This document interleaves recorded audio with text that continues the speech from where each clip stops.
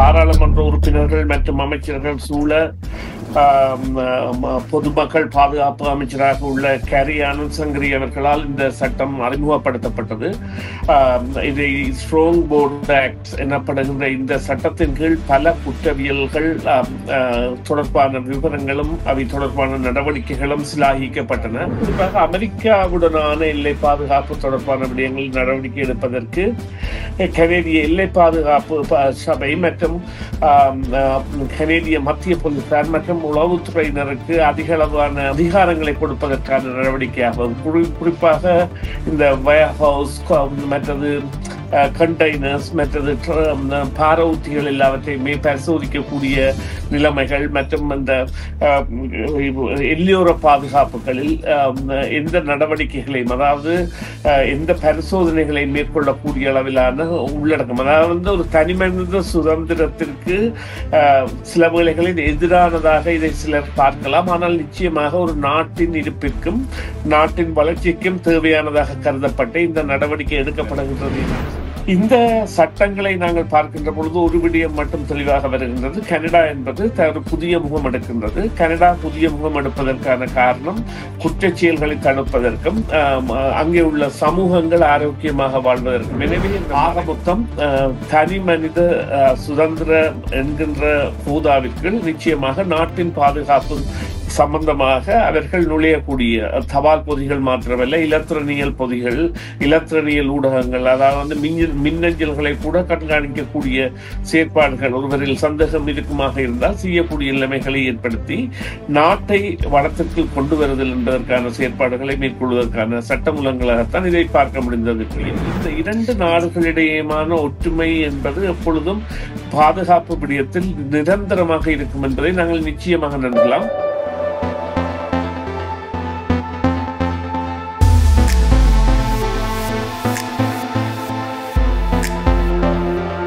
இந்த நேரம் வழக்கமாகவே சமூக அரசியல் பரப்புகள் நிகழும் மிக முக்கியமான பேசு பொருள்களை நாங்கள் கொஞ்சம் ஆழமாக பேசுவதற்கான அது குறித்து தெரிந்து கொள்வதற்கான நேரமாக இருக்கும். அந்த வகையில் இன்றைய நாளில் லிபரல் அரசாங்கம் தன்னுடைய எல்லை பாதுகாப்பு திட்டத்தினை விரிவுபடுத்தி இருக்கிற தகவல்கள் வெளியாகி இருக்கிறது. அதில் அதனுடைய உள்ளடக்கங்கள் வெகுவாக பேசு பொருளாக மாறியிருக்கிறது. 2024ஆம் ஆண்டு டிசம்பர் கால பகுதியிலே உருவாக்கப்பட்டிருக்கிற இந்த எல்லை பாதுகாப்பு திட்டம் என்பது ட்ரம்பினுடைய அரசாங்கம் விதித்திருந்த 25% வரிகளுக்கு மாற்றீடாக அதற்கு பதிலளிக்குமா போல அங்கே தயார்படுத்தப்பட்டிருந்தது. இப்பொழுது அது விரிவுபடுத்தப்பட்டு இன்னும் பல விடயங்களும் அதிலே உள்வாங்கப்பட்டிருப்பதை பார்க்கக்கூடியதாக இருக்கிறது. குறிப்பாக இந்த ஃபென்டனில் என்கிற போதைப்பொருள் கடத்தலினுடைய அளவை குறைப்பது மற்றும் எல்லையிலே பாதுகாப்பை உறுதிப்படுத்துவது, அதே போல இன்னும் குடிவரவு குடியகல்வு தொடர்பான சில விடயங்களில் இறுக்கங்களை கடைபிடிப்பது, இவைகள் இப்படி நிறைய விடயங்களை அதில் உள்ளடக்கி இருக்கிறார்கள். இது குறித்து இன்னும் ஆழமாக நாங்கள் பேச போகிறோம். சுரேஷ் தர்மாவை இந்த உரையாடலுக்காக இணைத்துக் கொள்ளலாம். வணக்கம் சுரேஷ் தர்மா. வணக்கம் பிரியா. வணக்கம் நேயர்களே.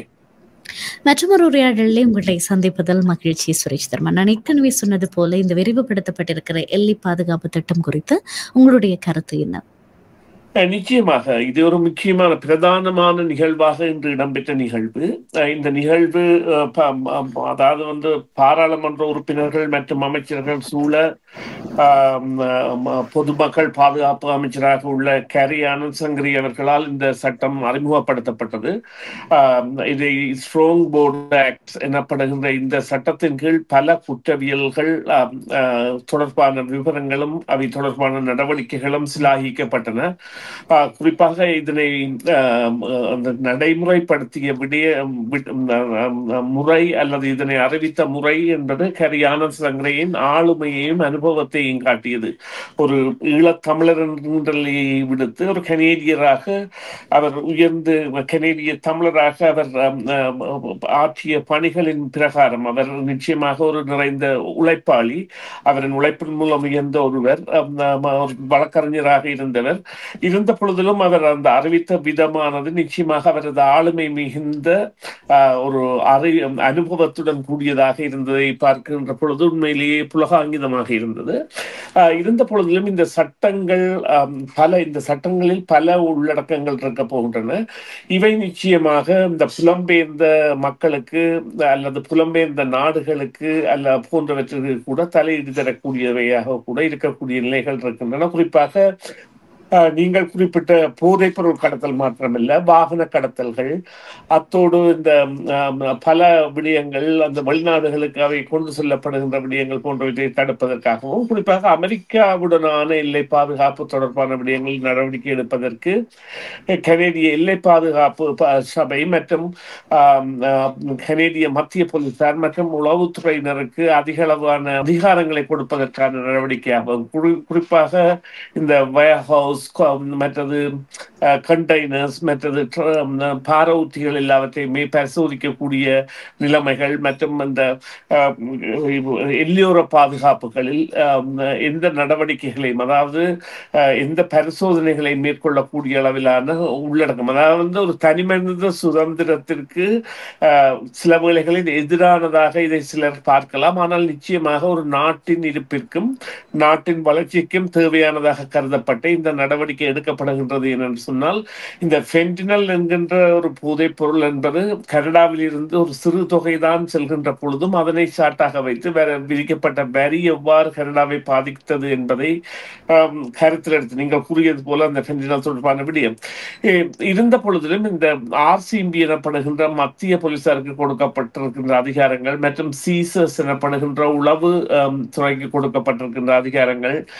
மற்றும் CBSA எனப்படுகின்ற கனேடிய எல்லை பாதுகாப்பு சபைக்கு கொடுக்கக்கூடிய அதிகாரங்கள் என்பன சாதாரணமாக இனி தபால்களை திறந்து பார்க்கக்கூடியதாகவோ அல்லது ஒருவருக்கு அடையாளமிடப்பட்டு வரப்படுகின்ற பொதிகளை திறந்து பார்க்கக்கூடியதாகவோ போன்ற பல வழிகளிலும் அந்த நாட்டை பாதுகாப்பது என்கின்ற ரீதியில் இதனை அந்த செய்வதற்கான நடவடிக்கைகளை கொடுத்திருக்கின்றது.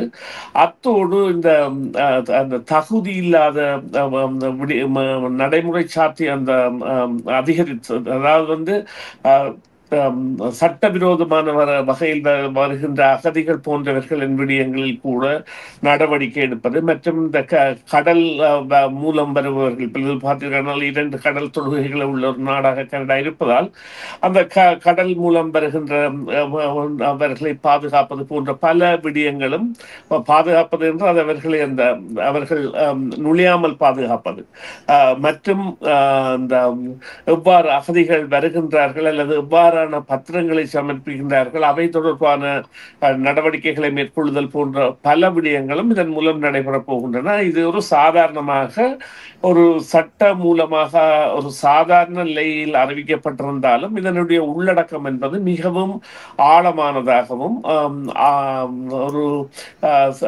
அதாவது புதிய குடிவரவாளர்கள் அவதானமாக இருக்க வேண்டிய அல்லது வேறு நாடுகளுடன் அந்த டிரான்சிஷனல் கிரைம் எனப்படுகின்ற வேறு நாடுகளுடன் தொடர்பட்ட குற்றங்கள், குறிப்பாக இப்பொழுது இந்த போதைப் பொருள் கடத்தலில் ஈடுபடக்கூடிய இந்த தென் அமெரிக்க நாடுகளைச் சேர்ந்த சில அமைப்புகளை கனடாவும் தடை செய்திருக்கின்றது, அவர்களை பயங்கரவாத இயக்கங்களாக. அவ்வாறான தடைகள் மற்றும் அந்த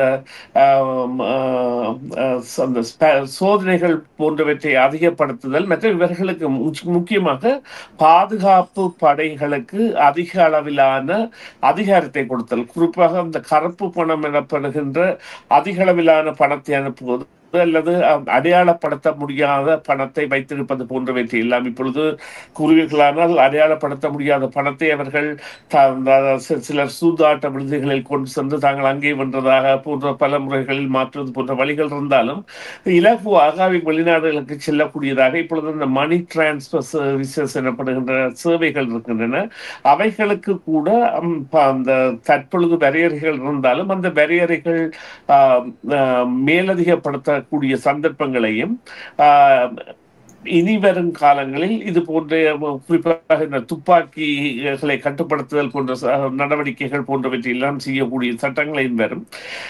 இந்த சட்டங்களை நாங்கள் பார்க்கின்ற பொழுது ஒரு விடயம் மட்டும் தெளிவாக வருகின்றது. கனடா என்பது ஒரு புதிய முகம் எடுக்கின்றது. கனடா புதிய முகம் எடுப்பதற்கான காரணம் குற்றச் செயல்களை தடுப்பதற்கும் அங்கே உள்ள சமூகங்கள் ஆரோக்கியமாக வாழ்வதற்கும். எனவே இந்த மறைமுக செயற்பாட்டு ஆளர்கள் மற்றும் அந்த மறைமுக போட்டியாளர்கள், வியாபார மறைமுக போட்டியாளர்கள் அல்லது மறைமுக போதைப் பொருள் வியாபாரிகள் அல்லது மறைமுக துப்பாக்கி வியாபாரிகள் போன்றவர்களை எல்லாம் இலக்கு வைத்ததற்கான அல்லது அவர்கள் மீதான அதிகமான நடவடிக்கைகளை எடுக்கக்கூடியதான சந்தர்ப்பத்தை பாதுகாப்பு படைகளுக்கு தாராளமாக வழங்குவதற்கான ஒரு சட்டம் மூலமாக இது பார்க்கப்படுகின்றது. ஆக மொத்தம் தனி மனித சுதந்திரம் என்கின்ற கூதாவிற்கு நிச்சயமாக நாட்டின் பாதுகாப்பு சம்பந்தமாக அவர்கள் நுழையக்கூடிய தபால் பொதிகள் மாத்திரமல்ல, இலத்திரனியல் பொதிகள், இலத்திரனியல் ஊடகங்கள், அதாவது மின்னஞ்சல்களை கூட கண்காணிக்கக்கூடிய செயற்பாடுகள் ஒருவரில் சந்தேகம் இருக்குமாக இருந்தால் செய்யக்கூடிய நிலைமைகளை ஏற்படுத்தி நாட்டை வளத்திற்கு கொண்டு வருதல் என்பதற்கான செயற்பாடுகளை மேற்கொள்வதற்கான சட்டமூலங்களாகத்தான் இதை பார்க்க முடிந்தது. பிரியா, நிச்சயமாக மிக மிக நீண்ட அதே நேரம் விரிவான ஒரு இந்த சட்டமூலம் குறித்து ஒரு விளக்கமாக அது இருந்தது. அதே நேரம் இப்ப சில இடங்கள்ல அந்த சட்டமூலத்திலே அந்த உரையிலே பார்த்த அளவுக்கு சில இடங்களிலே அமெரிக்காவோடு இணைந்து பணியாற்ற வேண்டிய தேவை எங்களுடைய எல்லை பாதுகாப்பில் இருக்கிறவர்களுக்கு வருகிறது. இந்த எல்லை பாதுகாப்பு தொடர்பாக வரும் பொழுது என்ன மாதிரியான இடங்கள் அப்படியான இடங்களாக இருக்கும் என்று நினைக்கிறீர்கள்? அதை எப்படி கனடாவும் அமெரிக்காவும் கையாளும் என்று நினைக்கிறீர்கள்? இந்த உலகில் இப்பொழுது அதாவது அதிகூடிய எல்லையை கொண்ட ஒரு நாடு, இரண்டு நாடுகளுக்கிடையே அதிகூடிய எல்லை பரப்பை கொண்ட நாடாக வட அமெரிக்க கண்டத்தில் இருக்கின்ற இந்த நாட்டில் நிச்சயமாக பல இடங்கள், பல தொடுவாய்கள் பாதைகளற்றவை. இப்பொழுது பல கடவைகள் எல்லாம் அதாவது கண்காணிப்பற்றவை, சுங்க கடவைகளோ அல்லது குடிவரவு திணைக்கள அதிகாரிகளின் பிரசன்னமோ இல்லாத பாதைகள் எல்லாம் இருக்கின்றன. அந்த பாதைகளில் எல்லாம் இப்பொழுது குறிப்பாக பார்ப்போமானால் கியூபெக்கில் நாங்கள் அனைவரும் அறிந்த ராக்சான் ரோட், அந்த பாதை வழியாக பல குடிவரவாளர்களும் பெறக்கூடியதாக இருந்தது. ஏனென்றால் மிகவும் இலகுவாக கடந்து விடலாம், கனடாவிற்கு வரக்கூடிய வழியாக அது இருந்தது. அதை போன்று தொடுகை புள்ளிகளில் எல்லாம் எவ்வாறான செயற்பாடுகளை மேற்கொள்வது மற்றும் இப்பொழுது பார்த்தீர்களானால் மனிடோபாவில் கடந்த வருடம் அந்த 4 இந்தியர்கள் சென்று அந்த பனிப்புயலில் சிக்கி இறந்த பொழுது அங்கே ஒரு பாதை ஒரு சாதாரணமாக இருப்பதை கண்டுபிடிக்கப்பட்டது. வயல்வெளிகளில் அங்கே இறக்கிவிடப்பட்ட மக்கள் வயல்வெளிகளூடாக கடந்து கனடிய வயல்வெளிகளுக்கு வரக்கூடியதாகவோ அல்லது காட்டுப்பகுதிகளூடாக வரக்கூடியதாகவோ இருந்தது. அதுபோன்று சில கடல் நீர், அந்த கடல் நீர் ஏரியை விட அதை ஏரி என்று கூற வேண்டும், ஏரிகளினூடாக வரக்கூடிய சந்தர்ப்பங்கள் கூட இருக்கின்றன. இவ்வாறான இடங்களில் எல்லாம் இவ்வாறான பாதுகாப்புகளை இணைந்து மேற்கொள்வது என்பது அவர்களுக்கு இன்றியமையாத தேவை.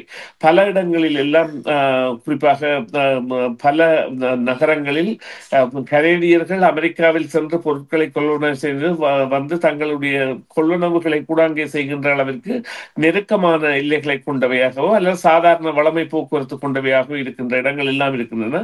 எனவே அது போன்ற இடங்களில் இவ்வாறான பொருட்களின் விநியோகங்கள் மாறி போகாமல், அதாவது இப்பொழுது ஒரு பாதை அடைக்கப்படுகின்ற பொழுது போதைப் பொருட்களுக்கோ அல்லது தடை செய்யப்பட்ட ஆயுதங்களுக்கோ ஒரு பாதை ஒன்று அடைக்கப்படுகின்ற பொழுது புதிய பாதைகளை திறப்பதற்கான முயற்சிகள் எடுக்கப்படும்.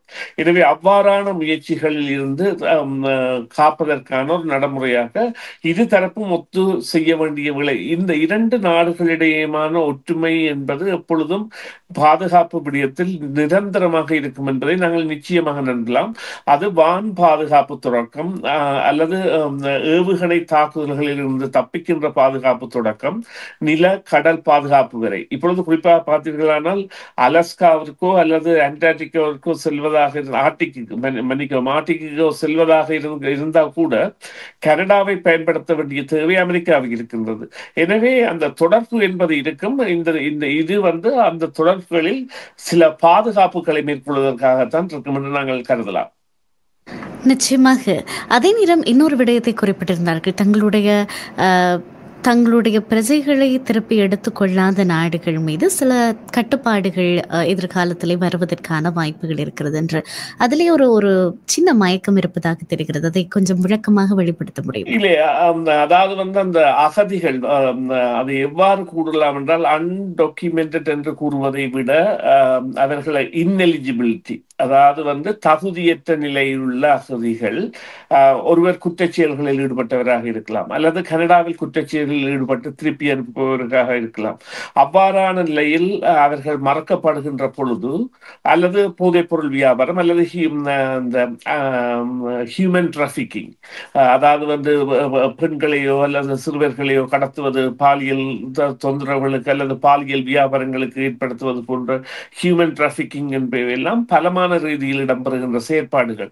அவ்வாறு ஈடுபடுபவர்கள் எல்லாம் திருப்பி அனுப்பக்கூடிய சாத்தியக்கூறுகளை இனி இந்த புதிய சட்டங்கள், அதாவது இது குடிவரவு சார்ந்ததாகவும் இந்த விவகாரம் இருக்கின்றது, அந்த சட்டங்கள் என்பன கொண்டிருக்கின்றபடியால் அவற்றின் பிரகாரம் அனுப்பப்படுகின்ற பொழுது அந்த நாடுகள் அவற்றை ஏற்க வேண்டும் என்கின்ற ஒரு நிலைப்பாட்டை கனடா ஏற்படுத்துகின்றது. அல்லது இது ஏற்கனவே இருந்தது, ஒன்று இல்லாமல் இல்லை. அதாவது சத்தம் சந்தடி இல்லாமல் நடந்த ஒரு விவகாரத்தை தற்பொழுது அவர்கள் பிரபல்யமாக பிரகடனப்படுத்துகின்றார்கள். இவ்வாறான நடவடிக்கைகளில் ஏதாவது உங்களிடமிருந்து தடைகள் இருந்தால் அவற்றிற்கு எதிரான நடவடிக்கைகளாக நாங்கள் எடுப்போம் என்று.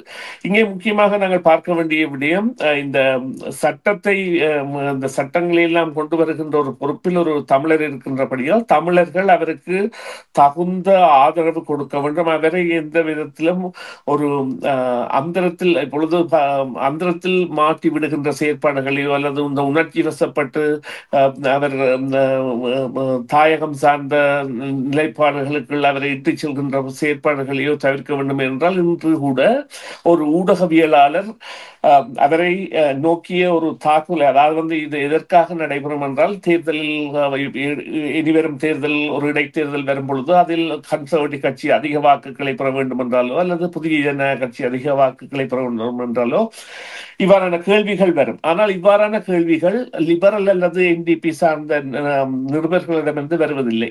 நிச்சயமாக பழமைவாதம் சார்ந்த, வலதுசாரி சார்ந்த, அதாவது கன்சர்வேட்டிசத்தை விரும்புவர்கள், அவர்கள் கன்சர்வேட்டிவ் கட்சியை சார்ந்தவர்கள் அல்ல, பழமைவாதத்தை விரும்புவர்கள். இப்பொழுது சில பத்திரிகைகள் எவ்வாறு தமிழர்களை கடந்த காலங்களில் எவ்வளவு காழ்ப்புணர்வுக்கு கொண்டு சென்றனவோ, பிரதான ஊடகங்கள், சாதாரணமாகவே 10-11 கணிக்கக்கூடிய ஊடகங்கள் அல்ல, தமிழர்கள் முறையற்ற செயல்களில் ஈடுபடுகிறார்கள், தமிழர்கள் மீதான ஒரு எதிர்ப்பை கொண்டு வந்துதான் இந்த ரீஃபார்ம் மற்றும் அலையன்ஸ் பார்ட்டியில் இருந்தான் பிரசன்ட் மார்னிங், அவர் தான் அதை தொடங்கியிருந்தார். அதிலிருந்து ரிஃபார்ம் பார்ட்டி வந்தது, ஸ்டீவன் ஹாப்பர். பிறகு அவர் பீட்டர் மெக்கே புரோக்ரசிவ் கன்சர்வேட்டிவ் கட்சியிலிருந்து அவருடன் இணைந்து ஒரு ஆட்சியை அமைக்க வேண்டும் என்கின்ற பொழுது தமிழர்கள் எதிர்ப்பொருளாக காட்டப்பட்டார்கள்.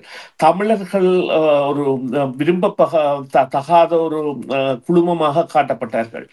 குறிப்பாக ஒரு இரண்டாவது, அதாவது 2006 தேர்தலில் ஸ்டீவன் ஹாப்பர் வென்ற பிறகு 2008 அல்லது 2009 தேர்தல் நடைபெற்ற பொழுது பெரும்பான்மையை நோக்கி மேற்கு பிரதேசங்களில் எல்லாம் தமிழர்கள் படகுகளில் வந்திறங்குகின்ற, மன்னிக்கவும், கப்பலில் வந்திறங்கிய செய்தியை ஒரு எதிர்பிரச்சாரமாக கட்சி மேற்கொண்டிருந்ததை காணக்கூடியதாக இருந்தது. இதனை தமிழர்கள் கூட கண்டித்திருந்தார்கள். இப்பொழுது கனேடிய தமிழ் காங்கிரஸ் போன்ற அமைப்புகள் அதனை கண்டித்திருந்தன அந்த நேரத்தில். இப்பொழுது ஒரு நிருபர் கரியானந்த் சங்கரியை அவ்வாறான ஒரு கேள்வியை கேட்ட பொழுது அவர் வழக்கறிஞராக இருந்தவர். அவர் வழக்கறிஞர் என்கின்ற ரீதியில் அதற்கான பதிலை வழங்கியிருந்தார். எனவே ஒரு தகுதியான ஒரு, அதாவது இப்பொழுது இவ்வாறு கூறலாம், ஒரு பிரதானியாக இருக்கின்ற ஒரு அமைச்சருக்குரிய அந்தஸ்தையும் அவருக்குரிய கௌரவத்தையும் கொடுத்து அவரை அவர் பாட்டில் இயங்க விடுவதை விடுத்து நாங்கள் விரும்புகின்ற விழாக்களுக்கு கூப்பிடுவதோ அல்லது நாங்கள் விரும்புகின்ற இடத்தில் அவர் நிற்க வேண்டும் என்று எதிர்பார்ப்பதையோ சற்றே தவிர்த்திருத்தல் அனைவருக்குமே நன்றாக இருக்கும் என்பதுதான் எனது கருத்து. நிச்சயமாக போதுமான அளவுக்கு இந்த சட்டமூலம் குறித்து நாங்கள் பேசிவிட்டோம் என்று நினைக்கிறேன். ஓரளவேனும் அந்த விளக்கம் கேட்டுக்கொண்டிருக்கிற நேயர்களுக்கு வந்திருக்கும். மிக்க நன்றி சுரேஷ் தர்மா, இந்த உரையாடலில் இணைந்துமைக்காக. நன்றி பிரியா, நன்றி நேயர்களே. மீண்டும் ஒரு பொழுதில் சந்திப்போம். டிவிஐ யூடியூப் சேனலில் இணைந்திருக்கும் நேயர்கள் அனைவருக்கும் எமது நன்றி. எமது காணொளி தொகுப்புகளை தொடர்ந்து நீங்கள் பார்வையிடுவதற்கு கீழிருக்கின்ற பெல் பட்டனை அழுத்துவதனூடாக நோட்டிபிகேஷனில் பல காணொளி தொகுப்புகள் உடனுக்குடன் உங்களை வந்து சேரும். அருகில் இருக்கின்ற முக்கிய காணொளி தொகுப்புகளையும் பார்வையிட தவறாதீர்கள்.